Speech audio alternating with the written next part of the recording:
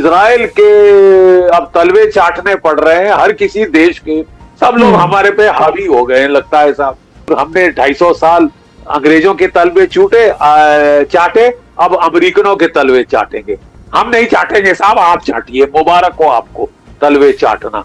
Epstein file है क्या है मुझे नहीं समझ आया। इतनी ज्यादा नीचताई, इतनी ज्यादा हरामजादगी तो शायद डोनाल्ड ट्रंप के भी पार हो। ये जो नीचताई है, कहना कुछ करना कुछ, डोनाल्ड ट्रंप को तो ट्रस्ट करना किसी नॉर्मल इंसान के लिए अब इट्स नॉट पॉसिबल। भारत की इकोनॉमी जाए खड्डे में, हमें कोई परवाह नहीं। $1 अरब हमारे खा गए हैं अमेरिका, और 100 इंजन देने थे, कोई 2 इंजन दिए हैं साहब 4 साल में। तो आमका भी इनके साथ फंसा रहे कि आमका भी तेजस जैसे फेलियर हो, अमेरिका नाराज हो जाएगा, इजराइल हमसे मुंह मोड़ लेगा। इंदिरा गांधी उनका निधन हुआ था तब रुहुल्लाह खोमैनी आए थे, वो खुद आए थे यहाँ पे। अब ये नया ड्रामा है साहब कि नहीं अमेरिका नाराज हो जाएगा, हम तो अमेरिका की क्या 51st स्टेट है क्या? हमको तो सबसे बदतर ट्रीटमेंट पूरी दुनिया में दे रही है, और मीठी मीठी बातें उनसे सुन लीजिए।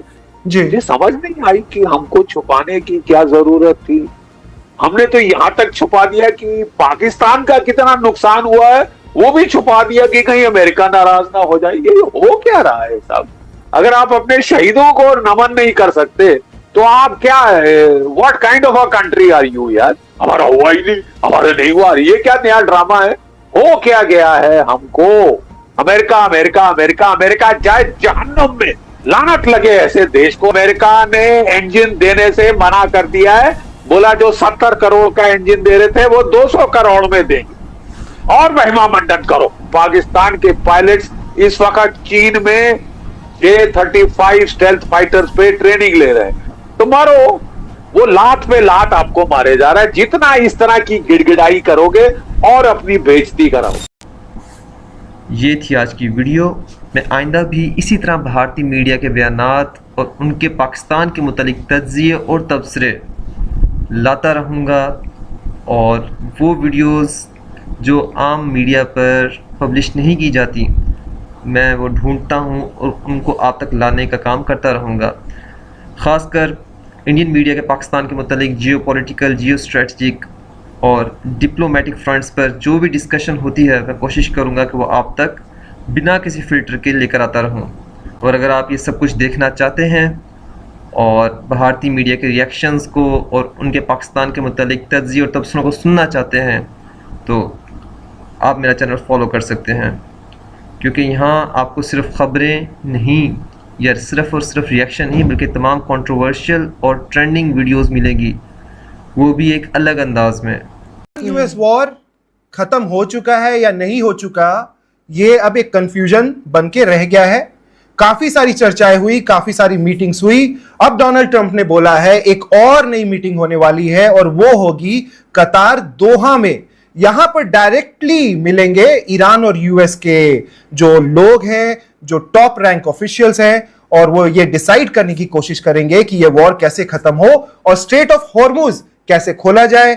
इसी बीच ईरान ने अब इतने महीनों बाद डिसाइड किया है कि अली खामेनेई जो वहां के सुप्रीम लीडर थे उनकी अब अंतिम यात्रा निकाली जाएगी। कम से कम 5 दिनों का आयोजन किया गया है। ईरान यूएस वॉर पूरी तरीके से कब खत्म होगा, और इसी बीच पीएम मोदी को निमंत्रण भी आया कि वो ईरान जाएं। अब ये स्विट्जरलैंड और पाकिस्तान के बाद अब दोहा फिर से एक बार फिर देखिए, जैसे ही ये cease fire memorandum of understanding sign हुआ था, इजराइल के प्रधानमंत्री नेतन्याहू साहब ने साफ कह दिया था कि इजराइल ने कोई सीज फायर साइन नहीं किया है, हम तो लड़ते रहेंगे। भाड़ में गया सीज फायर, भाड़ में गई दुनिया की इकोनॉमी जिसकी तबाही हो रही है। हर दिन जो कि स्ट्रेट ऑफ हॉर्मुज बंद रह रहा है उससे दुनिया की इकोनॉमी का सवा सत्यानाश हो रहा है। लेकिन लगता है वहां कोई फिक्र नहीं है। वो कह रहे हैं 990 दिन हो गए, 1000 दिन हो जाए लड़ते लड़ते, हमको तो अब लड़ने का शौक हो गया है, हम लड़ते रहेंगे और हम इंश्योर करेंगे कि ये सीज फायर भी तबाह हो जाए। और सीज फायर को तकरीबन उन्होंने तोड़ने की तो पूरी कोशिश की है। प्रॉब्लम यह है अमेरिका के लिए कि पूरी दुनिया की इकोनॉमी का भट्टा बैठ रहा है, शामिल अमेरिका खुद की इकोनॉमी का, वो भी मिड टर्म इलेक्शन के साल में। इसलिए डोनाल्ड ट्रंप को डेस्परेटली ऑफ रैंप चाहिए और वो बातचीत के रास्ते फिर वापस आने की कोशिश कर रहे हैं। लेकिन ये जो नीचताई है, कहना कुछ करना कुछ, साइन कर दिया और फिर उसी को मिनटों के अंदर तोड़ा जी, और फिर जाके दूसरों को गाली देना कि नहीं वो उसकी ईरान की वजह से। भाई पहली बात ये हुई थी कि लेबनान में भी सीज फायर होगा, लेबनान की प्रभुसत्ता सॉवरेनिटी को आप रिस्पेक्ट करेंगे और आप मिनटों के अंदर इजराइल के दबाव में ये पूरा पलट हो गया।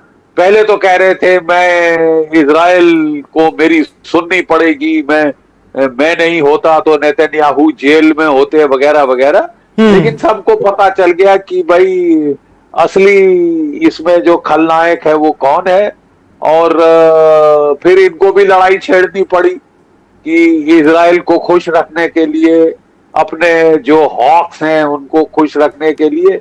लेकिन ये अच्छी तरह जानते हैं, डीप स्टेट अच्छी तरह जानती है कि ना अमेरिका अफोर्ड कर सकता है और ना दुनिया अफोर्ड कर सकती है ये लड़ाई का कंटिन्यूएशन। आपको पीस टॉक्स पे आना ही पड़ेगा। You will have to shut this stupid war down.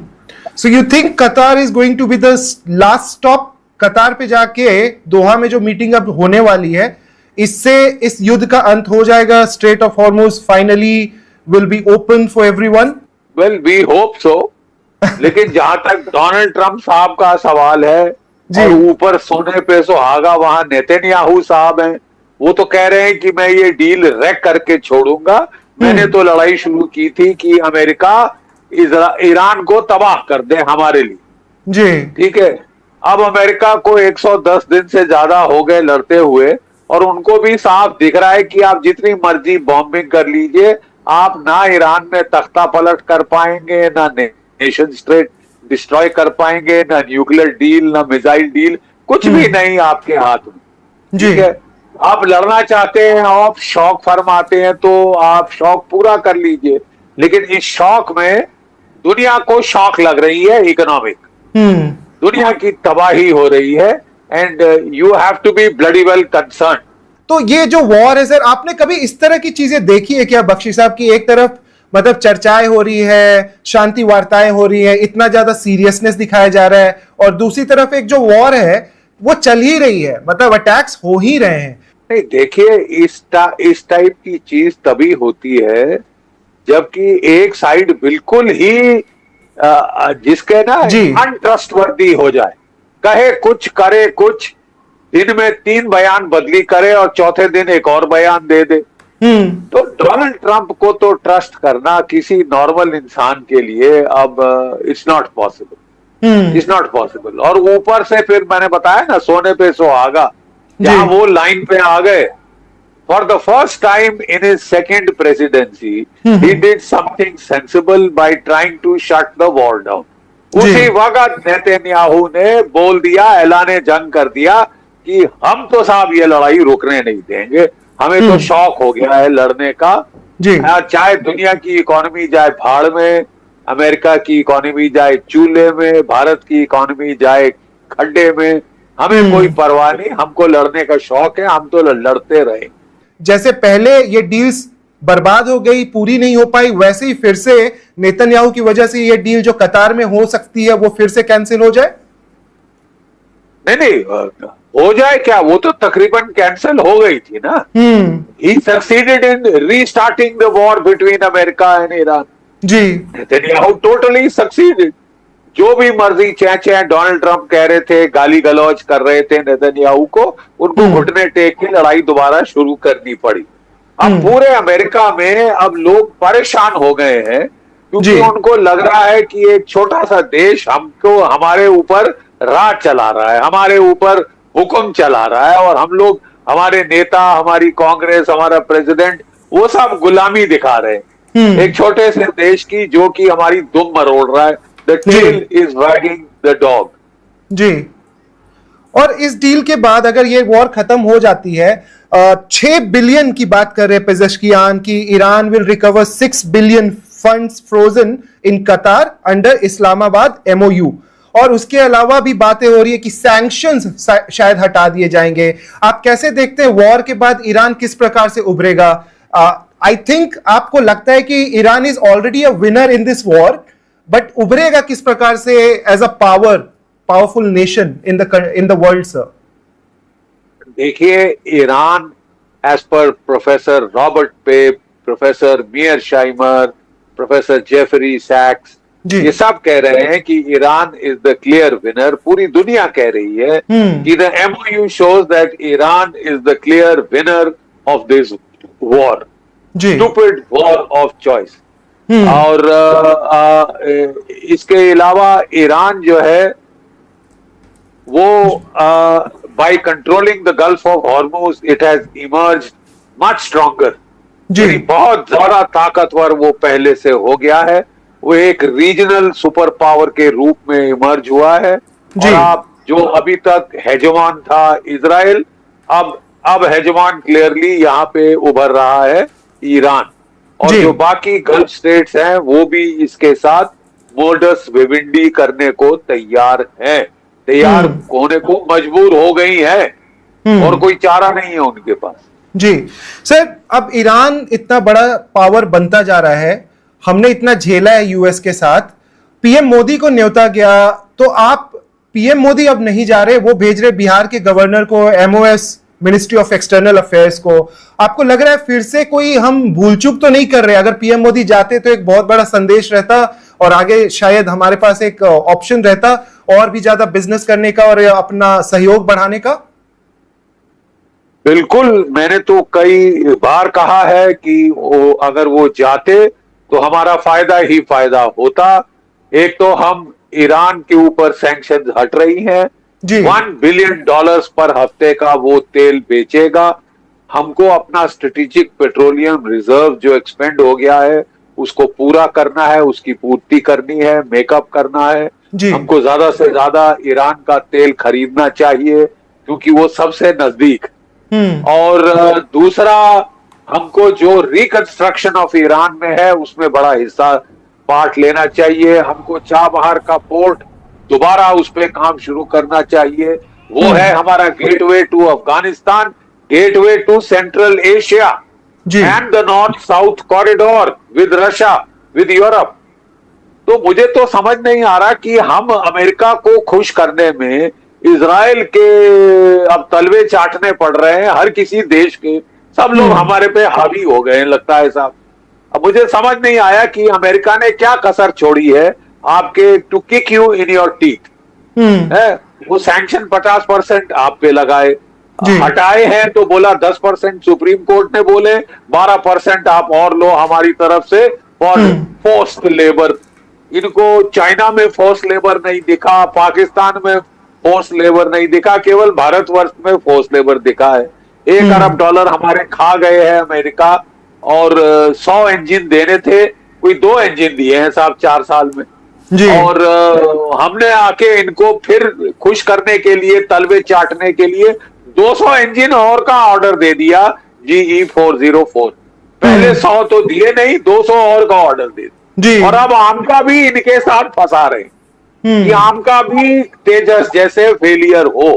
America पे हम तो डिपेंड रहेंगे, मोहब्बत है हमको। अरे खाक में गई ऐसी मोहब्बत साहब, नुकसान ही नुकसान आपका हो रहा है। जहां से फायदा होना है वहां जाना नहीं। अमेरिका नाराज हो जाएगा, इजराइल हमसे मुंह मोड़ लेगा। अरे उसको हमारी भी जरूरत है, केवल हमको औरों की जरूरत नहीं है साहब। तो फिर इस वॉर से शायद हम नहीं सीख पाए क्या? क्योंकि अगर ईरान को हमने एज ए क्लियर विनर हमें दिख रहा है, ईरान का दबदबा हमें दिख रहा है, तो फिर भी हमने नहीं सीखा कि हमें जाना चाहिए था और अपने संबंध अच्छे करने चाहिए थे।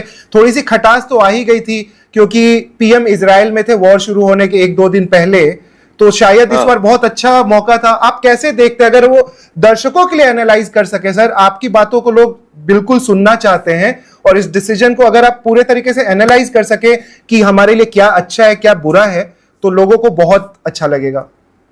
नहीं देखिए साहब, मैंने तो एनालिसिस आपको करके दिया है कि जो अगर वो जाते, मुझे तो फायदा ही फायदा दिख रहा था। आप ब्रिक्स के प्रेसिडेंट हैं, आप थर्ड वर्ल्ड की आवाज हैं, जी तो आपको जाना नहीं चाहिए था। और वो देखिए, जब हमारे यहाँ इंदिरा गांधी उनका निधन हुआ था, तब रुहुल्लाह खोमैनी आए थे, वो खुद आए थे यहाँ पे अफसोस व्यक्त करने। जब राजीव गांधी की डेथ हुई थी, तो ये इनके जो रफसंजानी जो उनके प्रेसिडेंट थे ईरान के, वो आए थे, हाईएस्ट लेवल पे आए थे। तो और कुछ नहीं, शिष्टाचार से बनता था कि आप भी ये कॉम्प्लीमेंट रिपे करें।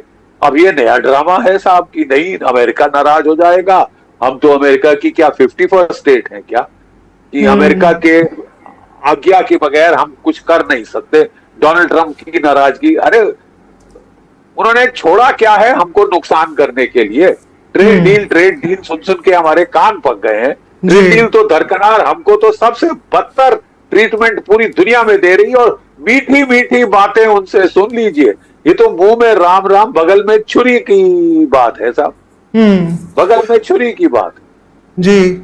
चलिए, थैंक यू सर, आपने इसके बारे में बताया। एक और बड़ा सवाल जो अभी बहुत चर्चा में है, आपको पता ही होगा कि फाइनली भारत ने बताया कि हमारे 6 शहीद, जो 6 जवान थे वो शहीद हुए ऑपरेशन सिंदूर में। अब एक जो राजनाथ सिंह जी का वीडियो है वो बहुत वायरल हो रहा है, जो उन्होंने पार्लियामेंट में जुलाई में स्टेटमेंट दिया था, और उन्होंने कहा कि हमारा कोई भी जवान शहीद नहीं हुआ। अब ये बहुत ज्यादा कॉन्ट्राडिक्टरी था, और जनता बड़ी हैरान है कि ऐसा कभी कैसे हो सकता है कि शहीदों की बात हुई और उनको सैलरीज भी जारी थी 12 महीनों के लिए, और अब उन्हें बताया जा रहा है। ये क्या तरीका होता है सर? पूरा मामला कैसे, ये जो है सरकार कैसे इसको देखती है, आर्मी इसको कैसे देखती है, आप कैसे देखते हैं जो भी हुआ? क्योंकि अब बोला जा रहा है कि राजनाथ सिंह ने शायद मिसलीड किया कंट्री को, and he is the defence minister. साहब मैं तो थोड़ा हैरान हूं, मैंने पहली बार ऐसा सुना है। लड़ाई में, जंग में शहादत कुर्बानी होती है, और हम लोग अपने शहीदों को, कुर्बान जो होते हैं, उनको बहुत इज्जत देते हैं। मैं तो हैरान, सबको मालूम था कि हमारी कैजुअलिटीज हो गई हैं, ज्यादा नहीं हुई है, थोड़ी बहुत हुई है। इतनी भीषण लड़ाई में कुछ कैजुअलिटीज का होना तो अनिवार्य है ही। मुझे समझ नहीं आई कि हमको छुपाने की क्या जरूरत थी। हमने तो यहां तक छुपा दिया कि पाकिस्तान का कितना नुकसान हुआ है वो भी छुपा दिया कि कहीं अमेरिका नाराज ना हो जाए। ये हो क्या रहा है साहब? हर लड़ाई में हमने देखा शहीदों की जो चिताओं पर जो लोग हजूम आता है, वो हर टीवी कैमरा उसको कैप्चर करता है, पूरे देश को दिखाते हैं, पूरा देश नमन करता है शहीदों को। ये पहली बार हमने सुना है कि 1 साल बाद बोला कि हाँ जी हमारे शहीद हुए थे, जैसे कि बड़ी छुपाने वाली बात हो गई है। साहब कुर्बानी दी है, शहादत दी है, वो इज्जत की बात है ना, उसको इज्जत बख्शी जानी चाहिए। ये नया क्या हमारे देश में एक नया ड्रामा शुरू हो गया है साहब। ये आई कांट अंडरस्टैंड, इसकी वजह क्या है? I fail to understand.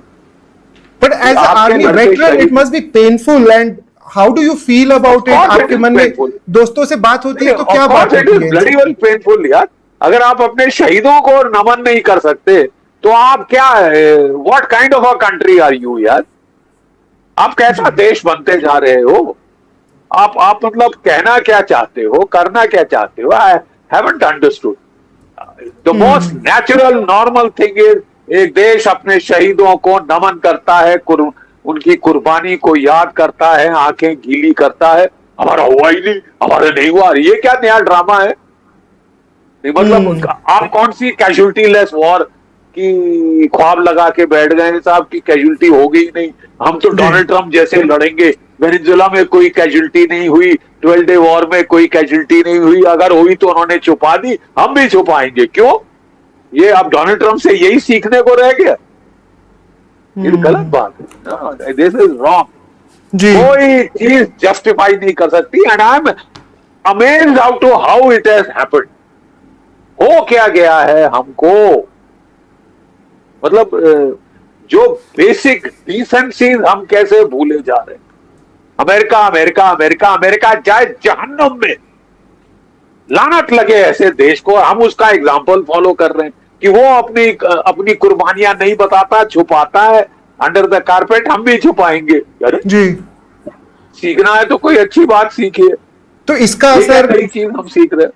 इसका असर हमारे जो आर्मी जवान हैं उन पे किस तरह का असर देखते हैं, और वो कैसे फिर इसको लेंगे? ऑफ कोर्स इतना बोलते तो नहीं है, बिकॉज आर्मी जवान they keep their reputation and everything and they don't get into the politics of course, लेकिन वो जो मेंटल जो प्रेशर है या जो मेंटली इम्पैक्ट करता होगा ये चीजों को, तो आप आर्मी जवानों को क्या मैसेज देना चाहेंगे? वो भी हमारा चैनल देखते हैं सर, कि how to deal with this.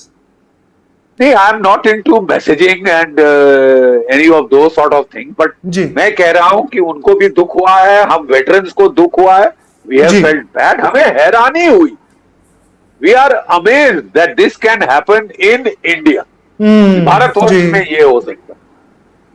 जी, और अगर हम अभी इसको जोड़े कि साहब अब तो बैक चैनल टॉक भी शुरू हो गई है, देन आई एम सॉरी, मैं I don't know what is going on in this country. एक वो राम माधव जी हमारे पहले पहुंच गए थे महबूबा मुफ्ती से बहुत ही डील्स करने, अब हम फिर वो पाकिस्तान से बातों में लग गए और फिर राम माधव जी सबसे आगे। मुझे समझ नहीं आया इनकी सोच क्या है। एक और अपडेट कि पाकिस्तान को sir J-35 stealth fighter China दे रहा है, और भारत के पास AMCA 2030 तक आएगा।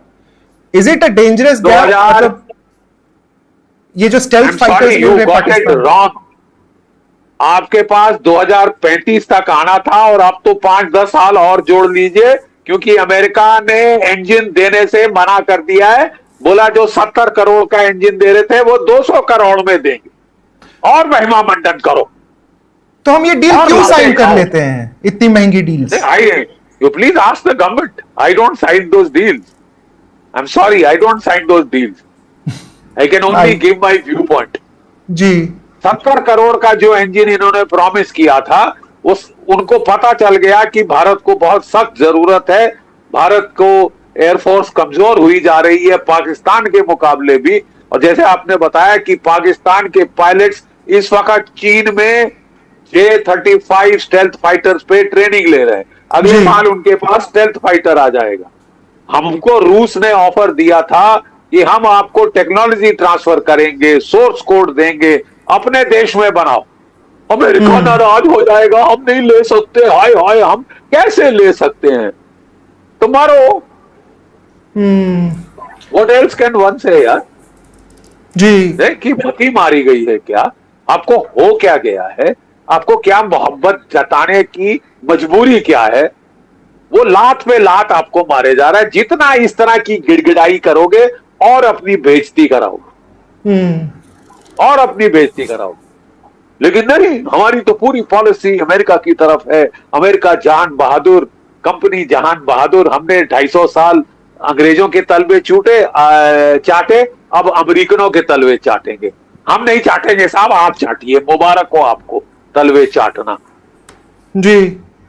अब एक दो सवाल और है सर, अब बस हमें ये थोड़ा समझा दीजिए, अब के समय में जिस प्रकार से काफी कुछ बदल चुका है, भारत के लिए अब असली दुश्मन कौन है? पाकिस्तान ही रहेगा हमारा मेन दुश्मन, की धीरे धीरे अब ये चाइना और बाकी के देश, कोई नया दुश्मन भी हमारे लिए बनता जा रहा है? बांग्लादेश में भी जैसे माहौल बहुत अलग हो चुका है, अब तो बालेन शाह जो मतलब नेपाल के पीएम बने हैं वो भी भारत के अगेंस्ट बोलने लग गए हैं। तो हमारे दुश्मन थोड़ा बढ़ते जा रहे हैं, तो हमें किस प्रकार से अपनी स्ट्रैटेजी रखनी चाहिए आगे के लिए? आपको जल्द से जल्द, वक्त आपके पास सबसे बड़ी कमी है वक्त की। खतरे आपके बढ़ते जा रहे हैं, ताकत आप कम करे जा रहे हैं। ये भी नया ड्रामा है।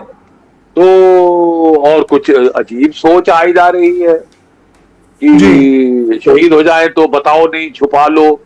अरे उसकी तो, शहीद की तो कुर्बानी को सेलिब्रेट किया जाता है साहब।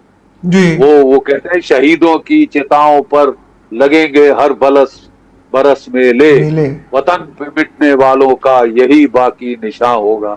अब हमारे यही एक रह गई थी ड्रिल कि हम अपने शहीदों को पुरजोर और पूरे जोशो खरोश के साथ विदाई देते थे। अब वो भी नहीं नसीब होगा साहब, क्योंकि अमेरिका बहादुर नाराज हो जाएंगे। तुम और तुम्हारा अमेरिका, तो आप जानो वो जाने। हमको बस तो अब सर समझ नहीं आते। समझ गए, लेकिन जनता समझ रही है सर। बस जाते जाते आखिरी सवाल, एक जीटी साहब, ये बहुत लोगों का क्वेश्चन है कि अमेरिका, हो सकता है कि अब खामेनेई का जो बड़ा रिचुअल होने वाला है, फ्यूनरल होने वाला है, कि ये रिचुअल्स और लास्ट राइट्स और एक बड़ा ग्रैंड इवेंट हो रहा है, उस समय क्या कोई वो स्ट्राइक कर सकते हैं? इस तरह की भी पॉसिबिलिटी है, क्योंकि मुस्तफा खामेनेई फाइनली पहली बार हो सकता है कि वो बाहर आएंगे और वो पब्लिक के सामने होंगे। और दूसरा सर, ओवरऑल आपको क्या लगता है ये वॉर कब खत्म होने वाला है? जब हम इसकी चर्चा ही करना बंद कर देंगे, ये वॉर खत्म हो जाएगा? एक आपका प्रेडिक्शन। हम जानते हैं डोनाल्ड ट्रंप के पागलपन का कोई हम अंदाजा नहीं लगा सकते, but your prediction always matters. नहीं, my prediction was that Donald Trump को इतनी अकल तो है कि उसकी वजह से, नेतन्याहू की वजह से जी दुनिया की इकोनॉमी तबाह हो गई है, शामिल अमेरिका की इकोनॉमी तबाही की ओर जा रही, शामिल American economy. Mid term election उनको फेस करना है नवंबर में, प्रिलिमिनरी शुरू हो गए हैं मई के महीने में से, दे हैव स्टार्टेड। जी तो फर्स्ट टाइम उन्होंने कोई अकलमंदी का काम किया था, ये so called memorandum of understanding sign करके, first time in his second term अकलमंदी का काम एक किया था, तो वो एमओयू साइन किया और मिनटों के अंदर या इजराइल के साथ मिलके, या इजराइल के उनके नियंत्रण के बाहर नहीं, उल्टा वो लगता है इजराइल की गिरफ्त में है, क्या है, एप्स्टीन फाइल है, क्या है, मुझे नहीं समझ आया। बट आई थिंक कि इतनी ज्यादा नीचताई, इतनी ज्यादा हरामजादगी तो शायद डोनाल्ड ट्रंप के भी पार हो। अब नेतन्याहू साहब क्या बॉम्बिंग करेंगे, पूरी दुनिया उनके ऊपर थूकेगी। लेकिन ये तो कुत्तापना एक नया आ गया है, मर्डरिंग, ये तो गैंग वॉर बना दी है। वॉर में भी कुछ जो है, क्या कहते हैं, सिविलाइजेशनल रूल्स, जी आपने हर रूल तोड़ा है। वहां पीट हेग्सेथ कह रहा है there are no rules in war, मैं अटिल्ला द हन हूं, चंगेज खान की औलाद हूं। अबे तू लड़ तो पाया नहीं ईरान जैसे मिडिल टायर पावर से, तू क्या लड़ेगा रूस से, तू क्या लड़ेगा चीन से, ठीक है? और हमको धमकी दे रहा है। और अजीब बात यह है कि हम सहमे जा रहे, जी हम सहमे जा रहे, वहां नहीं गए, ईरान नहीं गए, जाने से मना कर दिया। तो फिर अब रह क्या गया? मैं क्या कह सकता हूँ? I am just feeling sorry. ये थी आज की वीडियो। मैं आइंदा भी इसी तरह भारतीय मीडिया के बयानात और उनके पाकिस्तान के मुतालिक तज्ज़िये और तबसरे लाता रहूँगा, और वो वीडियोस जो आम मीडिया पर पब्लिश नहीं की जाती, मैं वो ढूंढता हूँ और उनको आप तक लाने का काम करता रहूँगा। ख़ासकर इंडियन मीडिया के पाकिस्तान के मुतालिक जियो पॉलिटिकल, जियो स्ट्रेटजिक और डिप्लोमेटिक फ्रंट्स पर जो भी डिस्कशन होती है, मैं कोशिश करूँगा कि वो आप तक बिना किसी फ़िल्टर के लेकर आता रहूँ। और अगर आप ये सब कुछ देखना चाहते हैं और भारतीय मीडिया के रिएक्शंस को और उनके पाकिस्तान के मुतालिक तज्ज़िये और तबसरों को सुनना चाहते हैं, तो आप मेरा चैनल फॉलो कर सकते हैं, क्योंकि यहाँ आपको सिर्फ ख़बरें नहीं या सिर्फ़ और सिर्फ रिएक्शन नहीं, बल्कि तमाम कंट्रोवर्शियल और ट्रेंडिंग वीडियोस मिलेगी, वो भी एक अलग अंदाज में।